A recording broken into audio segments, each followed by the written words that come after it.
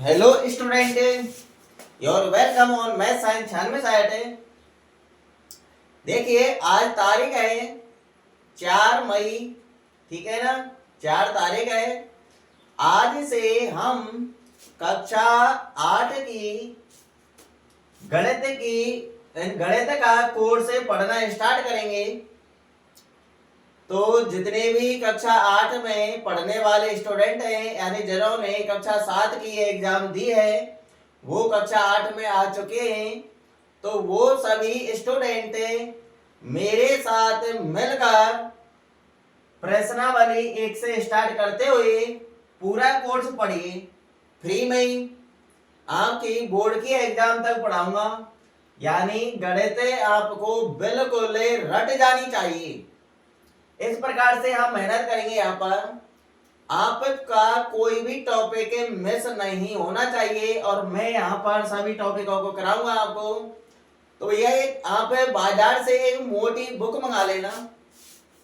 क्या मंगा लेना? एक मोटी बुक मंगा लेना और एक रफ मंगा लेना। रफ में आप जितने यहाँ पर मैं सवाल कराऊं उन सवालों को पहले तो रफ में करके देखा करो। रफ में करने के बाद उन क्वेश्चनों को आप नोटबुक में नोट कर लेना, ताकि जब आपके बोर्ड की एग्जाम हो उस समय आप उस नोटबुक में से पढ़ सकें और आप बाद में भी रिवीजन कर सकें बीच बीच में, ठीक है ना। तो बने रहिए मेरे साथ। तो यहाँ पर हमें पढ़ने वाले प्रश्नावली 1.1 ही है। प्रश्नावली 1 का नाम है परिमेय संख्या। क्या नाम है? परिमेय संख्या। तो भैया सबसे पहले हमको परिमेय संख्या के बारे में पता होना चाहिए कि परिमेय संख्या किसे कहते हैं। तो देखिए, परिमेय संख्या समझने से पहले परिमेय संख्या से पहले आने वाली संख्याओं को भी समझना जरूरी है, यानी पूर्णांक संख्या, पूर्ण संख्या, प्राकृत संख्या। तो देखिए यहाँ पर हम स्टार्ट करेंगे प्राकृत संख्या से। सबसे पहले आपको प्राकृत संख्या का ज्ञान होना जरूरी है।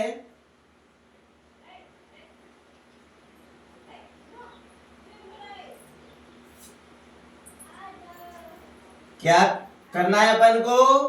सबसे पहले हमको प्राकृत संख्या समझनी है कि प्राकृत संख्या कहां से चालू होती है और कहां पर समाप्त होती है। एक बात बता देता हूं मैं, जो स्टूडेंट इस वीडियो को पहली बार देख रहा है, कुछ स्टूडेंट है जिन्होंने चैनल को पहले ही सब्सक्राइब कर रखा है, तो ये वो तो पढ़ेंगे ही पढ़ेंगे, परंतु जो स्टूडेंट इस वीडियो को पहली बार देख रहा है वो इस चैनल को ये सब्सक्राइब कर लेना और बेल आइकन का बटन जो होता है उसको भी दबा लेना, ताकि मेरी प्रत्येक वीडियो का नोटिफिकेशन आप सभी तक पहुंच जाए और आपको पता चल जाए कि हमें वीडियो डल चुकी है और आप पढ़ सके, ठीक है ना। तो देखिए प्राकृत संख्या गिनती कहां से चालू होती है भैया? पता है आपको? 1 से। कहां से होती है? जब छोटे बच्चों को गिनतियां सिखाई जाती हैं तो 1 से लिखना स्टार्ट करते हैं। 1 2 3 4 5 6 इस प्रकार 100 तक, और 100 से भी आगे तक है कितनी भी संख्या लिख लो। तो प्राकृत संख्या जो होती है वो आपकी 1 से ही चालू होती है, ठीक है ना। कहां से चालू होती है भैया? 1 से चालू होती है। 1 2 3 4 5 इस प्रकार से डॉट डॉट कहां तक है? अनंत तक। तो आ गया होगा समझ में। प्राकृत संख्या 1 से चालू होती है और अनंत पे जाकर के समाप्त होती है। अनंत पर कैसे समाप्त होंगी? नाम ही अनंत है। अनंत का मतलब कोई अंत नहीं, ठीक है ना। 1 से चालू कीजिए संख्याओं को और अनंत तक बढ़ाते जाइए, बढ़ाते जाइए। तो ये आपकी प्राकृत संख्या है। अब प्राकृत संख्या से अगली संख्या आती है आपकी पूर्ण संख्या। क्या आती है? पूर्ण संख्या। तो देखिए यहाँ पर पूर्ण संख्या अब हम पढ़ने वाले हैं कि पूर्ण संख्या कहां से चालू होती है। तो यह वीडियो अगर आप देख रहे हैं, आपके अंदर पढ़ने का जुनून होना चाहिए, ठीक है ना।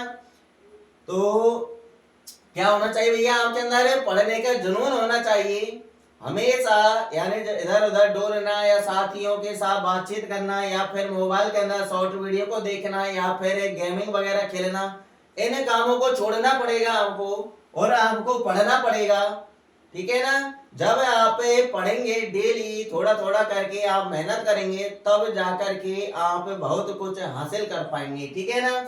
आपने देखा होगा बोर्ड की एग्जाम में बहुत सारे बच्चे हैं ऐसे जो यानी मेरिट में आते हैं, उनकी परसेंट अच्छी बनती है, 90 से ऊपर बनती है। ठीक है ना। जिनकी परसेंट 90 से ऊपर बनती है, कभी उनसे बातचीत करना कि आपने 90 से ऊपर परसेंट किस प्रकार से बनाई, तो भैया आपको यही बताएंगे कि यानी मेहनत कीजिए। मैंने यानी मेहनत की, थोड़ा थोड़ा करके यानी मैं पढ़ता रहता था हमेशा। तो भैया दोस्ती करनी है तो किताबों से कीजिए, पढ़ाई से कीजिए। ठीक है ना। तब जाकर के आप बहुत कुछ कर पाएंगे, आगे बढ़ पाएंगे। तो बात करते हैं हम पूर्ण संख्या की। हम इन सभी संख्याओं को ले लें और इनमें एक जीरो और मिला दें। क्या मिला दें संख्याओं में? जीरो।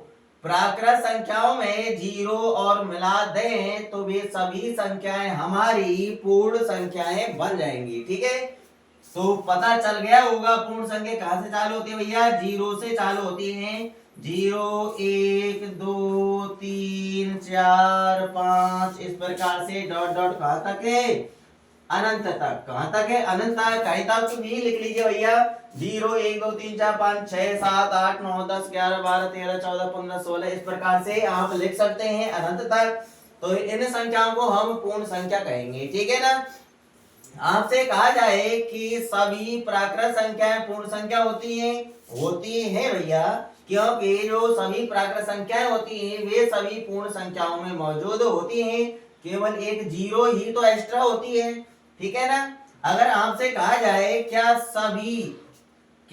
सभी पूर्ण संख्याएं प्राकृत संख्याएं हैं, इसका जवाब होगा भैया नहीं, क्योंकि सभी की बात आ रही है तो सभी पूर्ण संख्याएं प्राकृत संख्या नहीं है। अगर हमें इनमें से जीरो को हटा दें तो जीरो के अलावा जितनी भी संख्या बचती हैं वे सभी संख्याएं प्राकृत संख्याएं होती हैं। ठीक है ना। जीरो के अलावा जितनी भी संख्या बचती है वे सभी संख्या प्राकृत संख्या में मौजूद होती हैं, इसलिए सभी संख्या प्राकृत संख्या होंगी। आगे समझ में सभी शब्द जुड़ जाए तो हमारा आंसर नहीं होगा। सभी पूर्ण संख्याएं प्राकृत संख्या नहीं हो सकती।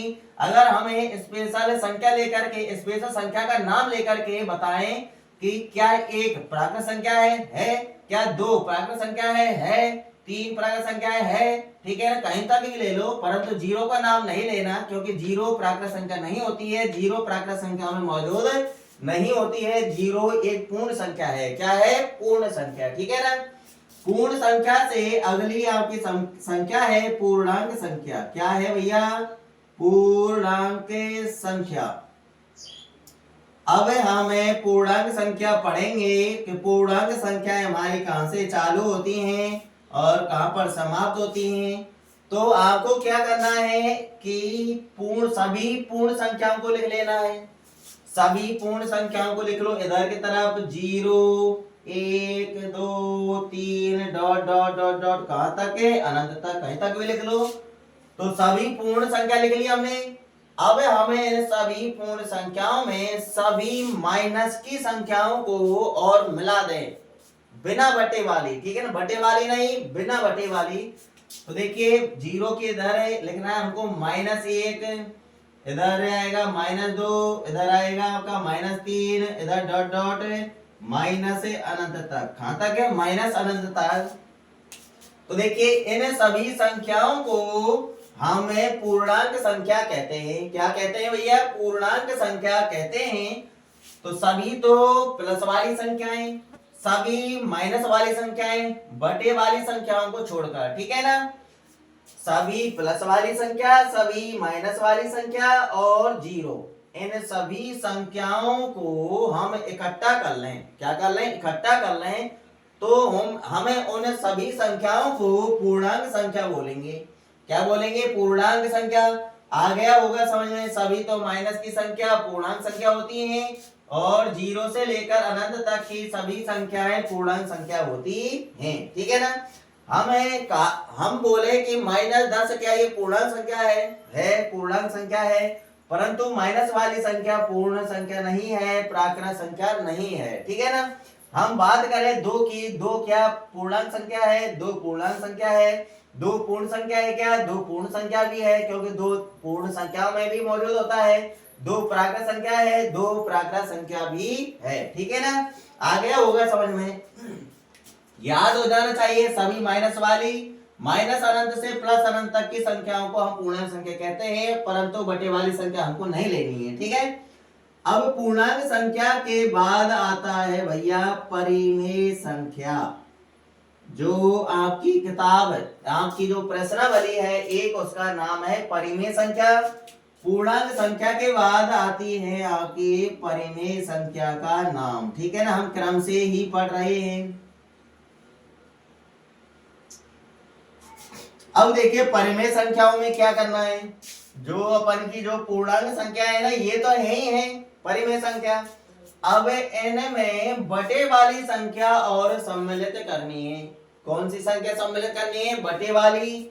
तो देखिए कर दीजिए भैया, यहाँ पर लिख लेते हैं 0, यहाँ पर लिख लेते हैं 1/2, यहाँ पर लिख लेते हैं 1, ठीक है ना, यहाँ पर लिख लेते हैं 3/2, यहाँ पर लिख लेते हैं 2, और 2 से आगे और लिखना चाहें तो लिख सकते हैं भैया 5/2 और 3 कॉमा डॉट डॉट अनंत तक। ये सभी संख्या आएंगी। और इधर हम माइनस वाली संख्या लिख लेंगे -1/2 comma -1 comma -3/2 comma 2 comma -5/2 comma 3 comma dot dot minus अनंत तक। ठीक है ना, यानी सभी प्लस वाली संख्याएं, बटे वाली, बिना बटे वाली सभी संख्या लेनी है, और सभी माइनस वाली संख्या लेनी है, बटे वाली और बिना बटे वाली। तो उन सभी संख्याओं को हम परिमेय संख्या कहते हैं। क्या कहते हैं भैया? परिमेय संख्या। आ गया समझ में? बिना बटे वाली वो, यानी सभी माइनस की संख्याएं, बटे वाली भी और बिना बटे वाली भी, और सभी माइनस वो सभी प्लस की संख्याएं, बटे वाली भी और बिना बटे वाली भी, और 0, इन सभी संख्याओं को हम परिमेय संख्या कहते हैं। क्या कहते हैं? परिमेय संख्या कहते हैं। जो संख्या हमने ऊपर लिखी है ना, ये संख्याएं परिमेय संख्या है, ये संख्याएं परिमेय संख्या है, ये संख्याएं परिमेय संख्या है, और ये तो है ही है परिमेय संख्या। परंतु नीचे वाली संख्याएं, सभी नीचे वाली संख्याएं ऊपर वाली नहीं है, यानी सभी परिमेय संख्या पूर्ण संख्या है? नहीं। क्या पूर्ण संख्या है? सभी परिमेय संख्या पूर्ण संख्या है? नहीं। सभी शब्द जुड़ रहा है इसलिए नहीं है। ठीक है ना, सभी परिमेय संख्या प्राकृत संख्या है? नहीं। आगे होगा समझ में, ऊपर वाली सभी संख्या नीचे वाली है, परंतु नीचे वाली ऊपर वाली नहीं है, अगर सभी शब्द जुड़ जाए तो। ठीक है ना, ये ध्यान रखना भैया। तो परिमेय संख्या के बाद अपरिमेय संख्या आता है, अपरिमेय संख्या के बाद एक संख्या आती है वास्तविक संख्या। कौन सी संख्या? वास्तविक संख्या। भैया नोट कर लेना सभी, इनको स्क्रीनशॉट ले लेना और बाद में लिख लेना। ठीक है ना, अब हमें चैप्टर के अंदर जो है वो पढ़ने वाले हैं, तो लिख लिया होगा आपने। तो देखिए इस चैप्टर के अंदर हमें परिमेय संख्याओं के जोड़, गुणा, भाग, इस प्रकार से कुछ सवालों को करेंगे हम। जोड़, गुणा, भाग, बाकी इनके अलावा कुछ नहीं है। तो उन सवालों को सॉल्व करने से पहले छोटी सी प्रश्नावली है, एक ही दिन में समाप्त हो जाएगी। तो देखिए उस प्रश्नावली को सॉल्व करने के लिए हमको और कुछ याद करना पड़ेगा, हमारे दिमाग में और ज्ञान होना चाहिए। ठीक है ना, इसके एग्जाम्पल भी कराऊंगा मैं। तो देखिए यहाँ पर हमको पढ़ना है योज्य प्रतिलोम नियम। क्या पढ़ना है? योज्य। योज्य का मतलब होता है योग। योज्य का मतलब क्या होता है भैया? योग। तो योज्य प्रतिलोम नियम,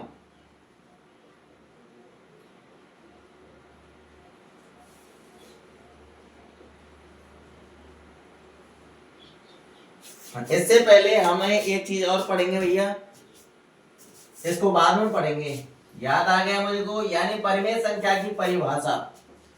क्या? परिमेय संख्या की परिभाषा पढ़नी है हमको।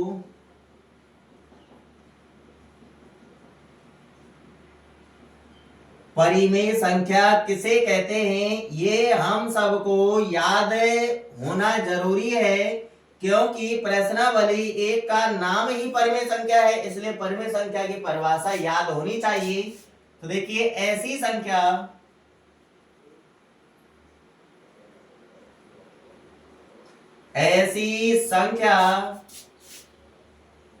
जिसको, कुछ बच्चों को तो याद ही होगा, ऐसी संख्या जिसको P बटे Q के रूप में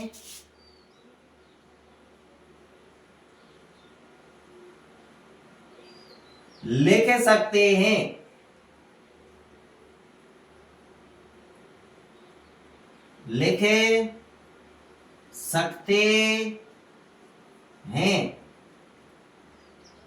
ऐसी संख्या जिसको P बटे Q के रूप में लिख सकते हैं तथा P और Q की कंडीशन होती है वो भी अपन को यहां पे लिखनी है, जहां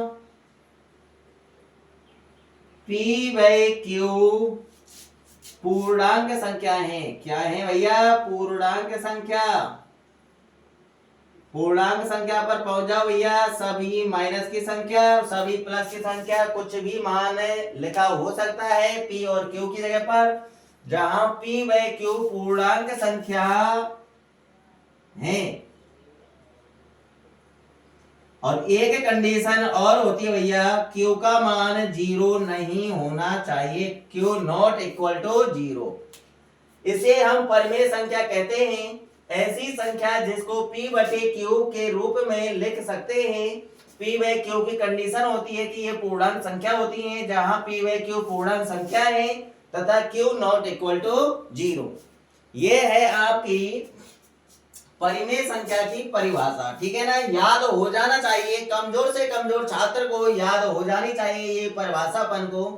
ठीक है ना, ज्यादा बड़ी नहीं है, याद कर लेना। ऐसी संख्या जिसको P बटे Q के रूप में लिख सकते हैं, जहां P बाय Q पूर्णांक संख्या है तथा Q नॉट इक्वल टू 0।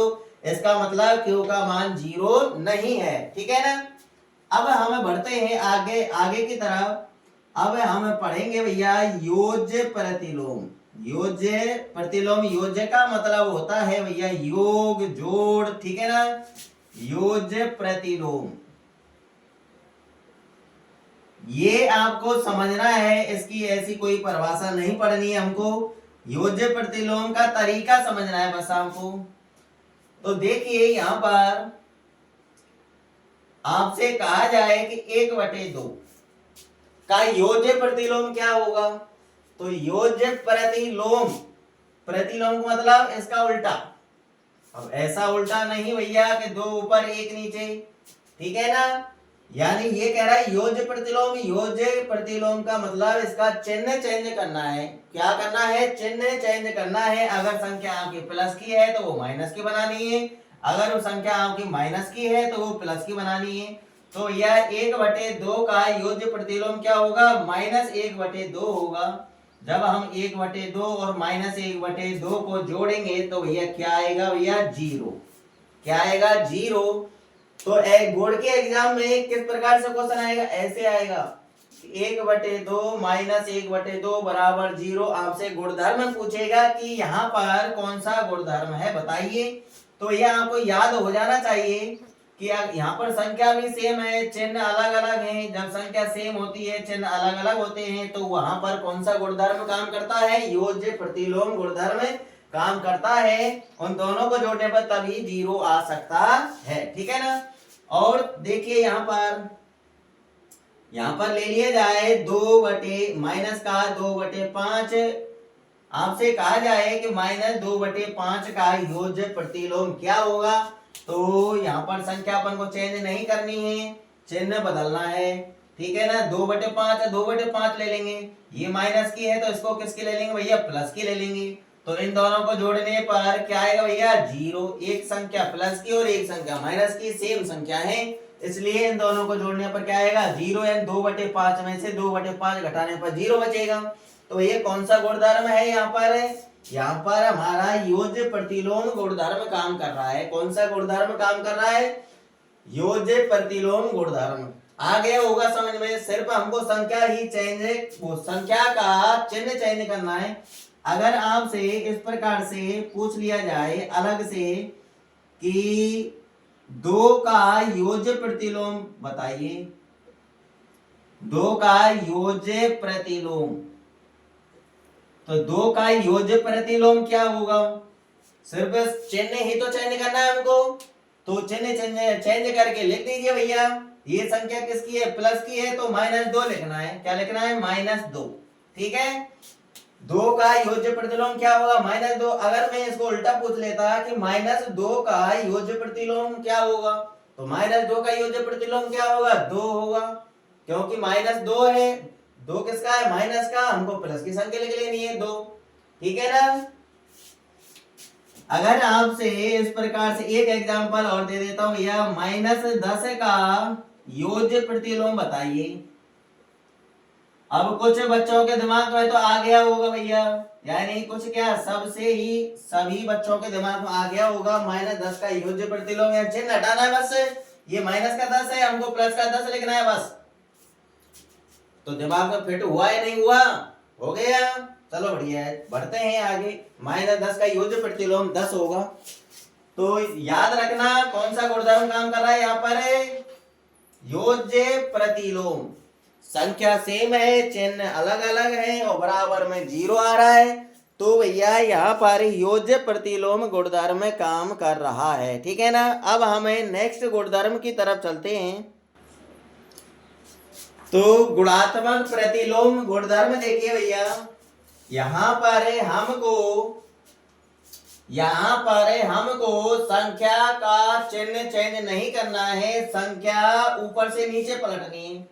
यानी ऊपर वाला तो लिख देना नीचे और नीचे वाला लिख देना है ऊपर। जैसे देखिए एक बार हम यहाँ पर लिख लेते हैं, आपसे कहा जाए कि 1/2 का गुणात्मक प्रतिलोम लिखिए। क्या लिखिए? गुणात्मक प्रतिलोम। तो 1/2 का गुणात्मक प्रतिलोम भैया क्या होगा? तो देखिए यहाँ पर हमको संख्या का चिन्ह चेंज नहीं करना है, संख्या हमारी यहाँ प्लस की है तो हमको प्लस की ही लेनी है। तो गुणात्मक प्रतिलोम कैसे निकालना है? इसको उल्टा कर देना है, यानी अंश को हर बना देना है, हर को अंश बना देना है। नीचे वाली संख्या ऊपर और ऊपर वाली संख्या नीचे, तो भैया 2 ऊपर चला जाएगा और 1 कहाँ जाएगा? नीचे। आ गया होगा समझ में? 1/2 का गुणात्मक प्रतिलोम क्या होगा? 2/1 होगा। क्या होगा भैया? 2/1 होगा। आपसे कहा जाए कि 5 का गुणात्मक प्रतिलोम बताइए। किसका? 5 का गुणात्मक प्रतिलोम। आ गया होगा दिमाग में? 5 का गुणात्मक प्रतिलोम, 5 के नीचे तो कुछ नहीं है, कैसे पलटे? अरे भैया सबके नीचे 1 होता है, तो यहाँ पर हमें 1 मान लेते हैं, तो 1 चला जाएगा ऊपर और 5 कहाँ जाएगा? नीचे। तो 1 ऊपर और 5 नीचे बटे में, तो 5 का गुणात्मक प्रतिलोम क्या होगा? 1/5 होगा। क्या होगा? 1/5। एग्जाम में आपसे या तो इस प्रकार से पूछेगा, जैसे मैंने यहाँ पर लिखा है कि 1/2 का गुणात्मक प्रतिलोम लिखिए, तो 1/2 का गुणात्मक प्रतिलोम क्या होगा? 2/1 होगा। 5 का गुणात्मक प्रतिलोम लिखिए, तो 5 का गुणात्मक प्रतिलोम क्या होगा? 1/5 होगा। या फिर आपको एक गुणधर्म दे देगा और आपसे कहेगा कि बताइए यहाँ पर क्या गुणधर्म है। ठीक है ना। तो देखिए कैसे आपको दे देगा, जैसे 1/2 गुणा 2/1 बराबर 1। बताइए यहाँ पर कौन सा गुणधर्म है? यहाँ पर गुणात्मक की बात हो रही है, यानी गुणा होना चाहिए उन संख्याओं का। प्रतिलोम यानी गुणात्मक प्रतिलोम की बात हो रही है, यानी संख्या चेंज होनी चाहिए, ऊपर वाली संख्या नीचे और नीचे वाली ऊपर। तो ऐसा ही तो हो रहा है। देखिए यहाँ पर है 1/2 गुणा हो रहा है, अच्छी बात है, और ये संख्या चेंज कर दी, पलट दी, प्रतिलोम कर दिया, यानी 2 तो चला गया ऊपर और 1 आ गया नीचे। जब इनका गुणा करेंगे तो 1 ही तो आएगा भैया, 2 से 2 कट जाएगा, बचेगा क्या? 1। ठीक है ना। तो यहाँ पर कौन सा गुणधर्म काम कर रहा है भैया? गुणात्मक प्रतिलोम। तो देख लेना, आपको देखते ही हमको लिख देना है कि गुणात्मक प्रतिलोम है। क्या है? गुणात्मक प्रतिलोम। और बात करते हैं हमें जैसे -2/3 गुणा 3/-2 बराबर 1। क्या हो रहा है, चिन्ह चेंज हुआ क्या, नहीं हुआ। ये संख्या माइनस की है तो ये भी संख्या माइनस की है, दोनों का गुणा हो रहा है। यहाँ पर लिखा हुआ है 2/3, इसको चेंज कर दिया है, 3 ऊपर लिख दिया और माइनस का 2 नीचे लिख दिया। तो ये कौन सा गुणधर्म काम कर रहा है यहाँ पर हमारा गुणात्मक प्रतिलोम गुणधर्म काम कर रहा है। ठीक है ना, आ गया होगा समझ में अब तो आपकी में कि गुणात्मक प्रतिलोम गुणधर्म कैसा होता है। और देख लीजिए आपके लिए दे दिया जाए कि 3/5 गुणा 5/3 बराबर 1। तो यहाँ पर भी क्या हो रहा है, इधर तो 3/5 लिखा हुआ है, इधर ये संख्या चेंज कर दी है, 5/3 लिख दिया है, इन दोनों गुणा कर दिया है और बराबर 1 लिख रखा है। तो यहाँ पर कौन सा गुणधर्म काम कर रहा है भैया, यहाँ पर भी हमारा गुणात्मक प्रतिलोम गुणधर्म काम कर रहा है। ठीक है ना, तो आ गया होगा भैया आपकी समझ में गुणात्मक प्रतिलोम। अब हम पढ़ते हैं क्रम विनिमय नियम। कौन सा, क्रम विनिमय नियम। गुणन क्रम विनिमय नियम आपके सामने देखिए। गुणन क्रम विनिमय नियम, दो संख्याओं का गुणा होगा एक तरफ और एक तरफ जिस प्रकार से गुणा हो रहा है दूसरी तरफ भी भैया उन संख्याओं का गुणा होगा, परंतु उनका क्रम चेंज हो जाएगा। कैसे, जो संख्या आगे लिख रही है उसको पीछे लिखना है और जो पीछे लिख रही है उसको आगे लिखना है। ठीक है ना, तो देखिए यहाँ पर ए और बी का क्या हो रहा है, गुणा। इधर भी ए और बी का क्या हो रहा है, गुणा। फर्क क्या है, यहाँ पर ए आगे है, यहाँ पर ए पीछे है, यहाँ पर बी पीछे है, यहाँ पर बी आगे है, यानी इनका क्रम चेंज हो गया। जो आगे था वो पीछे चला गया और जो पीछे था वो आगे आ गया। ठीक है ना, तो यही गुणन क्रम विनिमय नियम है। ठीक है ना, आपको पहचान लेना है कि गुणा होना चाहिए उन संख्याओं का और उनका क्रम चेंज भी होना चाहिए। तो वहां पर गुणन क्रम विनिमय नियम लिखना है हमको। जैसे यहाँ पर देखिए 2 गुणा 5 किया जाए, किसका गुणा कर रहे हैं भैया, 2 का और 5 का गुणा हो रहा है, तो इधर क्या होना चाहिए, 5 गुणा 2 होना चाहिए। तो देखिए इधर 2 और 5 का गुणा हो रहा है, इधर भी 2 और 5 का गुणा हो रहा है, परंतु क्रम चेंज हो रहा है इनका। इधर की तरफ 2 आगे था, इधर की तरफ 2 पीछे है, इधर की तरफ 5 पीछे था, इधर की तरफ 5 आगे है, यानी इनका क्रम चेंज हो गया है। ठीक है ना, क्या हो गया है, क्रम चेंज हो चुका है, इसलिए हमको यहाँ पर गुणन क्रम विनिमय नियम लिखना है। ठीक है ना, ध्यान रखना कि संख्याएं गुणा में होनी चाहिए और उनका क्रम चेंज होना चाहिए। जो आगे है वो पीछे लिखा होना चाहिए, जो पीछे है वो आगे लिखा होना चाहिए। ठीक है ना, अब हम और एग्जाम्पलों की बात करते हैं। जैसे यहाँ पर बात करते हैं 2/3 गुणा 5/7 बराबर में 5/7 गुणा 2/3। तो बात तो वही है कि यहाँ पर 2/3 और 5/7 का क्या हो रहा है भैया, गुणा हो रहा है। इधर भी 2/3 और 5/7 का ही गुणा हो रहा है, परंतु इनका क्रम चेंज हो रहा है। कैसे, जो आगे लिखा हुआ है वो पीछे लिख दिया गया है, जो पीछे लिखा हुआ है वो आगे लिख दिया गया है। तो यहाँ पर कौन सा गुणधर्म लिखना है भैया, हमको गुणन क्रम विनिमय नियम लिखना है। गुणन नाम से ही पता लगा लेना, गुणन का मतलब गुणा भी होना चाहिए, क्रम विनिमय मतलब क्रम चेंज होना चाहिए उनका। तो वहां पर हमको गुणन क्रम विनिमय नियम लिखना जरूरी है। ठीक है ना, अगला एग्जांपल और दे देता हूं मैं आपके लिए। जैसे यहाँ पर लिख दिया गया है 2/5 माइनस का 2/5 और यहाँ पर लिख दिया गया है भैया 3/7। क्या लिख दिया गया है, 3/7। इधर 3/7 गुना -2/5 क्या हो रहा है, दोनों तरफ है गुणा ही हो रहा है। किस किस का, -2/5 और 3/7 का गुणा किया जा रहा है। इधर भी वही काम किया जा रहा है, -2/5 और 3/7 का गुणा ही किया जा रहा है, परंतु इनका क्या कर दिया गया है भैया, क्रम चेंज कर दिया गया है। जो आगे लिख रखा था वो पीछे लिख दिया गया है और जो पीछे लिख रखा था वो आगे लिख दिया गया है, इसलिए यहाँ पर गुणन क्रम विनिमय नियम काम करेगा। ठीक है ना, आ गया होगा समझ में आपको गुणन क्रम विनिमय। तो अब हम पढ़ेंगे गुणन तत्समक नियम। क्या करना है? गुणन तत्समक नियम पढ़ना है। तो भैया आपको किसी टीचर ने ये नियम नहीं पढ़ाए होंगे, क्योंकि सभी टीचर पूरी डिटेल नहीं पढ़ाते हैं। वो केवल प्रश्नावली 1.1 को ही सॉल्व करके बताते हैं और कुछ नहीं करते। परंतु इस प्रश्नावली के अंदर बहुत कुछ ऐसा है जो टीचर नहीं पढ़ाते हैं और वो मैं आपके लिए पढ़ा रहा हूँ, ठीक है ना। तो हमारे अंदर, हमारे दिमाग के अंदर प्रश्नावली 1 परिमेय संख्या जिसका नाम है, इसके अंदर जो कुछ दिया गया है सब कुछ दिमाग में होना चाहिए, हमारे दिमाग में, ठीक है ना, तभी ज्ञान बढ़ता है, ठीक है ना। एग्जाम में कहीं से भी क्वेश्चन आ सकता है, तो हम उसका आंसर, हमको आंसर उसका लिखना ही पड़ेगा, ठीक है ना, यदि हमने पढ़ा है तो नेक्स्ट नियम देखिए गुणधर्म। तो देखिए गुणन तत्समक नियम आपके सामने। तो देखिए गुणन यानी गुणा में होनी चाहिए दोनों संख्या, और दोनों संख्या में एक संख्या एक होनी चाहिए, ठीक है ना, और दूसरी संख्या हमारी कुछ भी हो सकती है, ठीक है, और उनका क्रम भी चेंज हो रहा है। देखिए a गुणा 1 बराबर 1 गुणा a, यानी a और 1 का क्या हो रहा है, ये दोनों तरफ गुणा हो रहा है और इनका क्रम भी चेंज हो रहा है।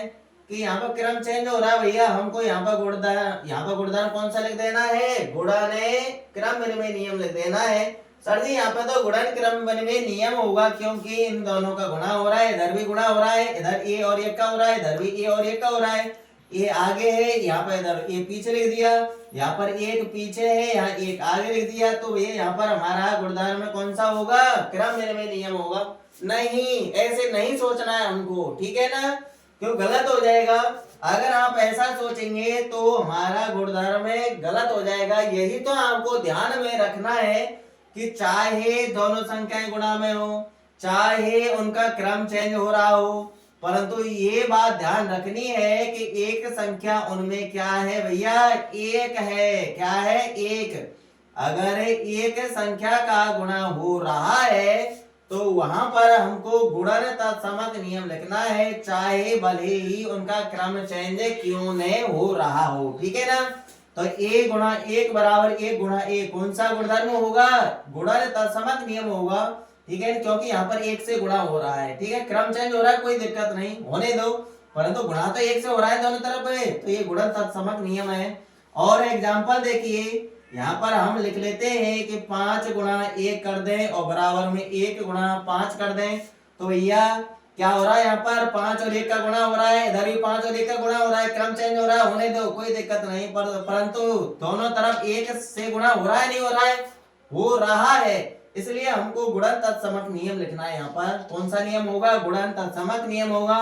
और एग्जाम्पल देखिए, हम बात करते हैं 1/2 गुणा 1 बराबर 1 गुणा 1/2 की बात करते हैं। तो यहाँ पर भी क्या हो रहा है? यहाँ पर वही हो रहा है कि 1/2 और 1 का गुणा हो रहा है, इधर भी 1/2 और 1 का गुणा हो रहा है, क्रम चेंज हो रहा है, होने दो, कोई दिक्कत नहीं, परंतु यह दूसरी संख्या क्या है? यहाँ पर 1 है, 1 से गुणा हो रहा है दोनों तरफ, इसलिए यहाँ पर हमारा गुणन क्रम में नहीं होगा। इसलिए कौन सा नियम होगा? यहाँ पर गुणन तत्समक नियम होगा। कौन सा नियम होगा? गुणन तत्समक नियम होगा। याद हो गया होगा भैया आपको। और एग्जांपल ले लेते हैं हम, जैसे -2/5 गुणा 1 बराबर है 1 गुणा -2/5, ठीक है।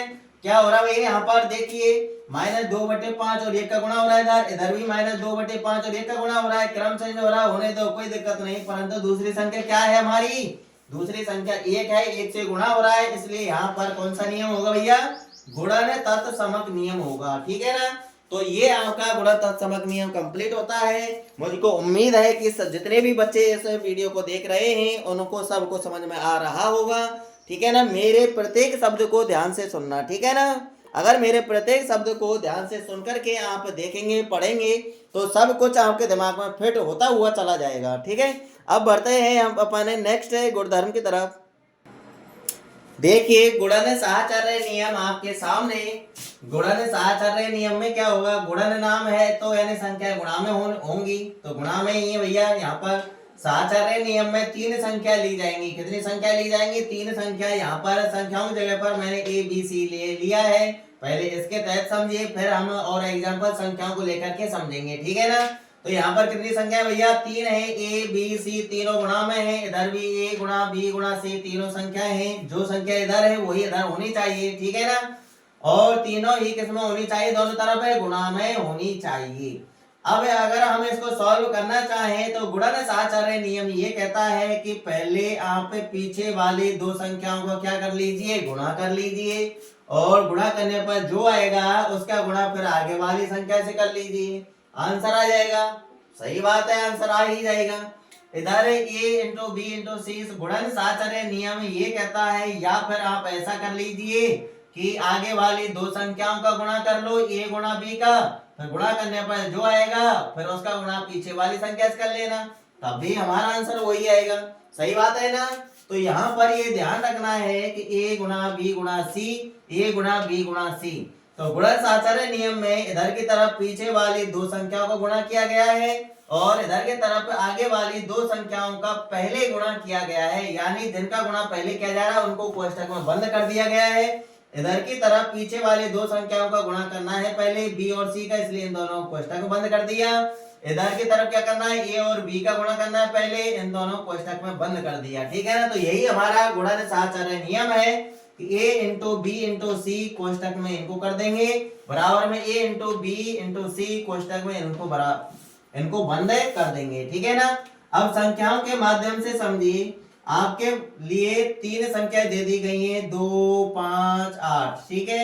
इधर भी तीनों संख्याएं दे दी गई हैं, 2 गुणा 5 गुणा 8, ठीक है।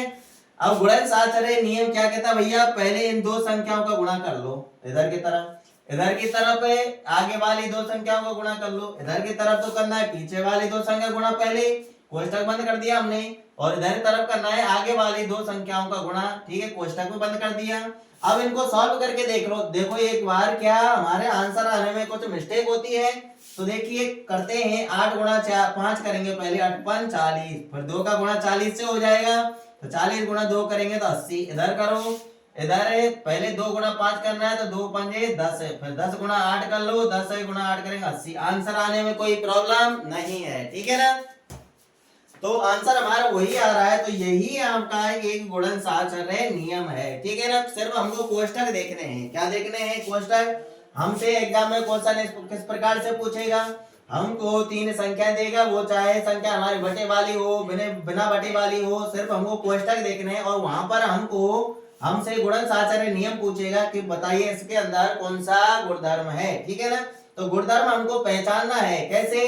कि पीछे वाली दो संख्याएं कोष्टक में बंद होनी चाहिए, इधर की तरफ क्या होना चाहिए? आगे वाली दो संख्या कोष्टक में बंद होनी चाहिए। आपका दिमाग ये भी तो सोच रहा होगा भैया कि ऐसा भी तो होता है, हो सकता है कि इधर की तरफ आगे वाली दो संख्या कोष्टक में हो, और इधर की तरफ पीछे वाली दो संख्या कोष्टक में हो। सही बात है, आपका दिमाग सही सोच रहा है, ऐसा भी होता है, ठीक है ना। आपको देखना है, ठीक है ना, चाहे कोष्टक पीछे हो चाहे आगे हो, इधर की तरफ कोष्टक चाहे आगे हो चाहे पीछे हो। अगर यहाँ आगे है तो यहाँ पीछे होगा, यहाँ पर कोष्टक है पीछे है तो यहाँ पे कहाँ होगा? आगे होगा, आगे होगा आपकी समझ में, ठीक है ना। आपका दिमाग सही सोच रहा है भैया। अब देखिए यहाँ पर हम बटे वाली संख्या लेकर के देखते हैं, ए माइनस का 1/2 गुणा -2/3 गुणा 5/7 बराबर -1/2 गुणा -2/3 गुणा 5/7। बताइए कौन सा गुणधर्म है भैया? ये अब तो सीख गए हम, अब तो हम फटाफट बता देंगे। क्या बता देंगे? कि यहाँ पर संख्या देखेंगे पहले तो हम संख्या सेम है या नहीं है। -1/2 गुणा में -2/3 गुणा में -2/3 गुणा 5/7 गुणा 5/7, संख्या सेम है। कोष्टक इधर पीछे की तरफ है, यहाँ कोष्टक आगे की तरफ है। सीख गए कौन सा गुणधर्म है? गुणन साहचर्य नियम है। कौन सा है? गुणन साहचर्य नियम है, ठीक है ना। तो आगे होगा आपकी समझ में गुणन साहचर्य नियम। अब हमें एक गुणधर्म और पढ़ेंगे, व्यतिरेकता नियम। कौन सा नियम पढ़ना है? व्यतिरेकता नियम। तो देखिए व्यतिरेकता नियम और समझिए, फिर हम प्रश्नावली 1.1 को सॉल्व करेंगे। 1.1 प्रश्नावली थोड़ी देर की है, बस से 5 मिनट लगेंगे इस प्रश्नावली को सॉल्व करने में। रह जाएंगे आपके एग्जाम्पल, 3 एग्जाम्पल है, तीनों एग्जाम्पल हमको कवर करने हैं, पढ़ना है, ठीक है ना। तो देखिए यहाँ पर व्यतिरेकता नियम समझिए। व्यतिरेकता नियम में क्या करना है हमको? यहाँ पर देखो 2 और 3 का गुणा हो रहा है, इधर है 2 और 5 का गुणा हो रहा है, और दोनों के बीच में कौन सा चिन्ह लगा हुआ है, प्लस का चिन्ह लगा हुआ है। यहाँ पर चिन्ह हमारा प्लस का भी हो सकता है, माइनस का भी हो सकता है। आपको क्या करना है, सेम संख्या नजर करनी है आपको यहाँ पर और यहाँ पर, ठीक है। दोनों पदों में सेम संख्या नजर करनी है आपको। सेम संख्या नजर आ गई होगी कि भैया दो दोनों जगह मौजूद है, तो सेम संख्या क्या है, 2। जो सेम संख्या होगी उसको हमें कॉमन ले लेंगे, ठीक है ना। तो कॉमन लेंगे तो 2 यहाँ पर लिख लेंगे, कॉमन लेने के बाद कोष्टक चालू करेंगे। तो देखिए 2 तो हमने कॉमन ले लिया, बचेगा क्या, कोष्टक के अंदर 3 बचेगा, आगे प्लस है तो प्लस लगा देंगे। यहां से 2 हमने ले लिया कॉमन, तो क्या बचेगा भैया, 5 बचेगा। तो यही तो वितरकता नियम है, ठीक है ना। यहाँ पर सेम संख्या जो होती है उसको कॉमन ले लिया जाता है, यही आपका वितरकता नियम है। और देखिए एक एग्जांपल और देख लीजिए, जैसे 1/2 गुणा 3/5, यहाँ पर लिखा हुआ है माइनस का चिन्ह है, और इधर लिखा हुआ है भैया 2/5 गुणा 3/5। तो यहाँ पर आपको सेम संख्या देखनी है। सेम संख्या आपके नजर में आ गई होगी कि 3/5 दोनों जगह मौजूद है, तो हमें उसी संख्या को कॉमन ले लेंगे जो दोनों जगह मौजूद है। तो क्या है भैया, दोनों जगह 3/5 है, तो सेम संख्या 3/5 है, तो 3/5 कॉमन ले लेंगे, और कॉमन लेने के बाद क्वेश्चन चालू करेंगे। तो देखिए 3/5 तो हमने कॉमन ले लिया, बचेगा क्या, 1/2 बचेगा, लिख दो 1/2, आगे माइनस है तो माइनस, 3/5 तो हमने कॉमन ले लिया, बचेगा क्या, 2/5। इसी प्रकार से लिखना है बस हमको।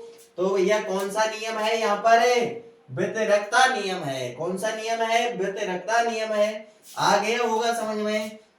अगर नहीं आया हो, किसी के दिमाग में कुछ कंफ्यूजन चल रहा है, तो मैं एक एग्जांपल और दे देता हूं। तो देखिए यहाँ पर लिख लेते हैं हमें, -2/5 गुणा 3/7, यहाँ पर प्लस 3/7 गुणा -3/11, ठीक है ना। तो क्या करना है, सेम संख्या देखनी है हमको। सेम संख्या हमको पता चल चुकी है भैया, 3/7 दोनों जगह मौजूद है, तो इसी को ही कॉमन लेना है। तो 3/7 हम कॉमन ले लेंगे, तो क्वेश्चन चालू कर देंगे। 3/7 हमने कॉमन ले लिया, तो बचेगा क्या, -2/5। चिन्ह सहित लिखना है, -2/5, आगे प्लस है तो प्लस का चिन्ह लगा देंगे, परंतु प्लस का चिन्ह लगाने से पहले ये देखिए यहाँ पर माइनस का चिन्ह है। 3/7 हमने कॉमन ले लिया, तो बचेगा क्या, -3/11 बचेगा, तो -3/11 लिख देंगे, ठीक है ना।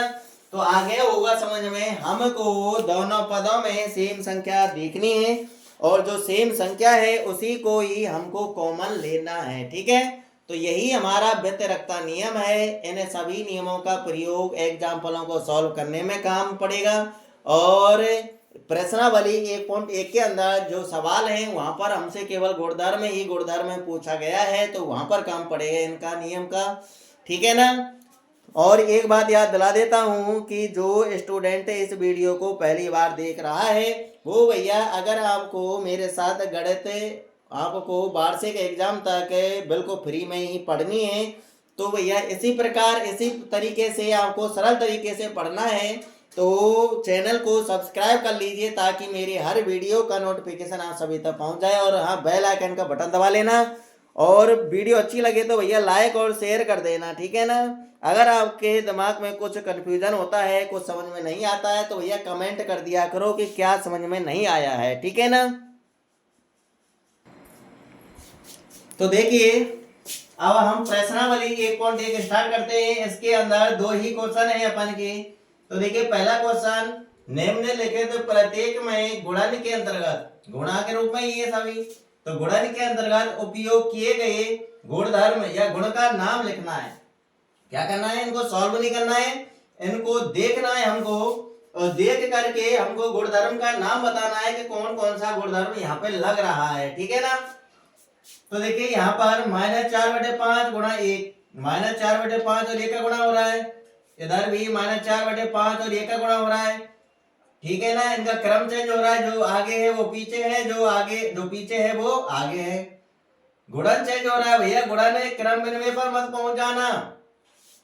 क्योंकि यहाँ पर गुणा किसका हो रहा है भैया, एक का। अगर गुणा एक का होता है तो वहां पर हमको कौन सा गुणधर्म लिखना है, गुणन तत्समक नियम लिखना है। कौन सा नियम लिखना है, गुणन तत्समक नियम लिखना है हमको। इसको छोड़िए, इसका मतलब ये है कि इनको सॉल्व करने पर यही आएगा -4/5। इसको सॉल्व कर लो, चाहे इसको सॉल्व कर लो, -4/5 आएगा, ठीक है ना। तो देखिए यहाँ पर एक का गुणा हो रहा है, किसका गुणा हो रहा है, एक का। तो कौन सा गुणधर्म होगा यहाँ पर, गुणन तत्समक नियम होगा। तो यहाँ पर हम लिख देंगे गुणन तत्समक नियम। कौन सा नियम है भैया, गुणन तत्समक नियम है अपन का। अब दूसरा देखिए, -13/17 गुणा -2/7। इधर भी -13/17 और -2/7 का ही गुणा हो रहा है दोनों तरफ। इनका क्रम चेंज हो रहा है, क्या हो रहा है, क्रम चेंज हो रहा है। तो यहाँ पर लिखना है हमको गुणन क्रम विनिमय नियम। कौन सा नियम लिखना है, गुणन क्रम विनिमय नियम।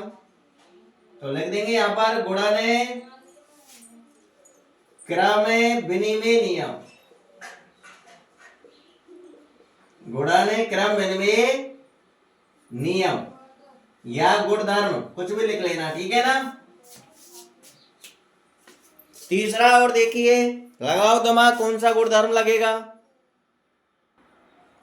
लगा लिए दिमाग के। कि देखो यहाँ पर -19/29, अब यहाँ पर भी -19/29, ये उल्टी कर दी है, क्या कर दी है, पलट दी है, यानी प्रतिलोम कर दिया है। तो देखिए -19/29, ये 29 ऊपर चला गया, -19 नीचे आ गए इधर, और इन दोनों क्या कर दिया, गुणा। गुणा करने बराबर में क्या आ रहा है, एक आ रहा है, एक ही आएगा क्योंकि सभी कट जाएंगे। तो ये कौन सा नियम है यहाँ पर, ये हमने सबसे पहले यही गुणधर्म पढ़ा था भैया, गुणन प्रतिलोम। कौन सा, गुणन प्रतिलोम नियम पढ़ा था। तो यहाँ पर लिखना है हमको गुणन प्रतिलोम। गुणन लिख लो या गुणात्मक लिख लो, एक ही बात है।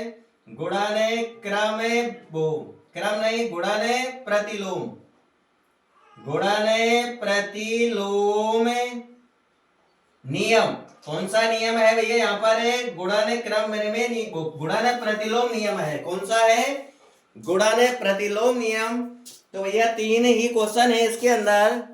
हम एनसीईआरटी की नई बुक ही पढ़ रहे हैं, ठीक है ना। तो ये आपकी एनसीईआरटी की नई बुक है, आप देख सकते हैं। इसमें प्रश्नावली 1.1 के अंदर 2 ही क्वेश्चन है, पहले क्वेश्चन के अंदर 3 ही ऑप्शन है, ठीक है ना। अब दूसरा क्वेश्चन पढ़ेंगे अपन। दूसरा क्वेश्चन आपके सामने देखिए, इस प्रश्नावली का लास्ट क्वेश्चन है ये।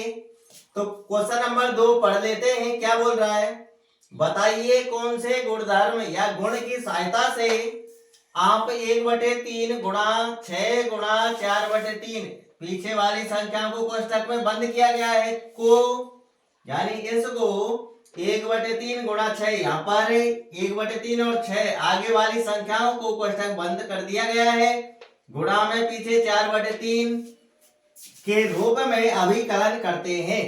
तो यहाँ पर हमको गुणधर्म बताना है कि इसको हम ऐसा लिख सकते हैं, कौन से गुणधर्म की सहायता से लिख सकते हैं। तो भैया इसको देख करके कुछ याद आ रहा है क्या आपको, कि 1/3 गुणा 6 गुणा 4/3, इधर भी यही है 1/3 गुणा 6 गुणा 4/3। इधर पीछे वाली 2 संख्याओं को कोष्टक में बंद किया गया है, इधर आगे वाली 2 संख्याओं को कोष्टक में बंद किया गया है। हाँ, आगे का सर जी ध्यान में, कौन सा गुणधर्म, साहचर्य नियम है। कौन सा नियम है, साहचर्य नियम।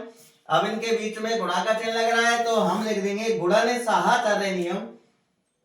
कौन सा गुणधर्म होगा भैया यहाँ पर, गुणन साहचर्य नियम होगा, गुणन साहचर्य, गुणन साहचर्य नियम। तो यही इसका आंसर है, बस यही बताना है। प्रश्नावली 1.1 के अंदर हमको केवल गुणधर्मों के नाम ही बताने हैं। अब हम एग्जाम्पलों को सॉल्व करेंगे। एग्जाम्पलों के लिए मैं नेक्स्ट वीडियो बना दूंगा। आगे 3 एग्जाम्पल हैं, उन तीनों एग्जाम्पलों को सॉल्व करना है हमको, ठीक है ना। तो सब कुछ आपके दिमाग में फिट हो जाना चाहिए, ठीक है ना। मेहनत करना, इनका रिवीजन बार बार में करना, जो मैंने आपको गुणधर्म लिखाए हैं उनको याद कर लेना। करेंगे ना याद? सभी याद करेंगे, ठीक है ना। होशियार बच्चे हैं तो भैया आप इस प्रकार से आप लगातार मेहनत करते हुए पढ़ते जाएंगे तो बोर्ड के एग्जाम में आपके 100 में से 100 ही नंबर आएंगे, ठीक है ना। पढ़ने वाला चाहिए बस रेगुलर। तो मिलते हैं नेक्स्ट वीडियो में। अगर वीडियो अच्छी लगी हो तो लाइक कर देना, शेयर कर देना अपने साथियों को, ठीक है ना। जब तक के लिए ऑल द बेस्ट।